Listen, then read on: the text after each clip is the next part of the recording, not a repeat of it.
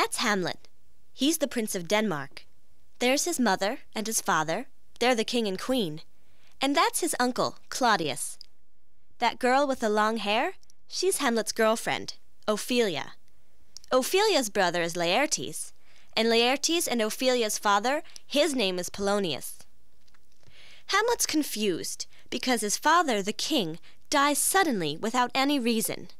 And to make matters worse, Hamlet's mother marries the dead king's brother, Claudius. His uncle? Uh-huh.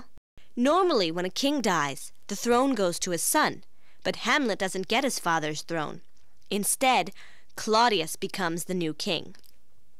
Hamlet's a little puzzled because he has a feeling that Claudius might have murdered his father in order to become king. One day, Hamlet is visited by a ghost. It's the ghost of his dead father. The ghost tells him that Claudius had indeed killed him by pouring poison into his ear while he was sleeping. The ghost tells Hamlet to get revenge, but Hamlet wants to find out first whether the ghost of his father is really who he says he is. So he has to find out for himself whether Claudius really killed his father or not. So he thinks of a plan. He starts to pretend he's going crazy. That way he can say whatever he wants to whoever he wants and not get blamed for it because they'll all just think he's crazy. So he starts speaking to imaginary people, saying things that don't make sense. Soon everyone wants to know why Hamlet has gone mad. For the next part of his plan, Hamlet's going to have some actors put on a play for Claudius to watch. The play will be a reenactment of his father's murder. Wait a minute.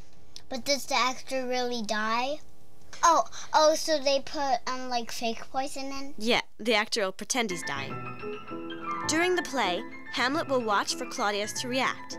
If Claudius does not react at all, then Hamlet will know the ghost was not really his father and that Claudius did not really murder him. But if Claudius does react, Hamlet will know that he really did kill his father and he will then plan his revenge. The play starts and Claudius is watching. All of a sudden, he stands up in the middle of the performance and he rushes out of the theater. So what does that mean to Hamlet? He really did murder. He knows for sure now that Claudius killed his father. The queen is a bit upset at how Claudius reacted to the play, so she calls Hamlet into her room to talk. Ophelia's father, Polonius, is in the queen's room, hiding behind the tapestry, spying. He's trying to figure out why Hamlet is acting so crazy. While Hamlet is talking to his mother, he hears a noise from behind the tapestry. Thinking it's Claudius, Hamlet pulls out his sword and stabs through the tapestry. But did he kill... Yeah, he killed Polonius by accident. Why didn't he look behind the tapestry first? He just didn't think because he was so angry. Ophelia, Hamlet's lover and Polonius' daughter, starts to get upset because not only has Hamlet been acting crazy, but her father is now dead. Ophelia doesn't know what to do.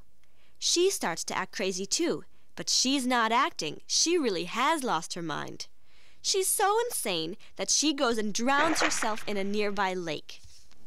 She kills herself. Laertes, Ophelia's brother and Polonius' son, is very upset by Ophelia's death, but even more upset by his father's death. He goes to Claudius and demands to know who killed his father. Claudius says it was Hamlet. Claudius knows that Hamlet knows he killed his father. So now Claudius is going to try to kill Hamlet before Hamlet can kill him. And he's going to use Laertes to do it. So Claudius tells Laertes that he will help him get revenge. The two of them make up a plan.